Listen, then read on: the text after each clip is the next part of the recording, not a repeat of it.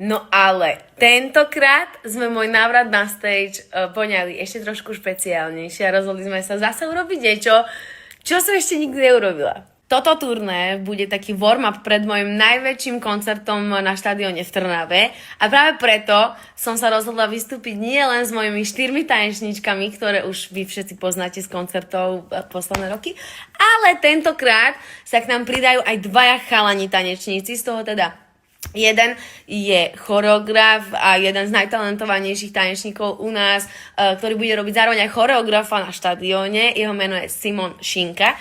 A druhý, nemenej talentovaný Miško, takže extrémne sa teším, že tentokrát budem vlastne na stage so 6 tanečníkmi. Budeme tam mať úplne nové choreografie, alebo staré choreografie sme úplne upgradeovali, úplne vylepšili a vyzerá to, že extrémne sa na to teším.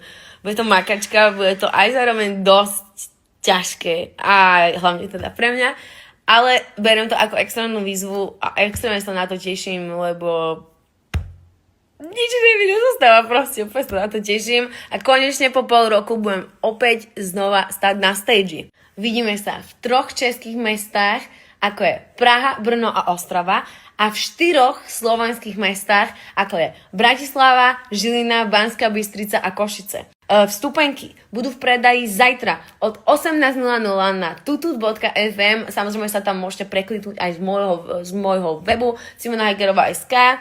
No a ceny lístkov sa v podstate ani nezmenili, zmenili sa úplne minimálne, ale tentokrát budú 3 druhy lístkov. Ako prvé budú teda klasické lístky, proste klasické lístky, ktoré budú v 3 vlnách, tak ako ste aj zvyknutí.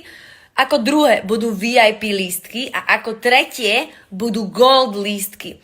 Gold lístky obsahujú to isté, čo aj VIP lístky, ale gold lístok bude obsahovať aj fotku so mnou. Takže teším sa na vás, vidíme sa na Lolitour!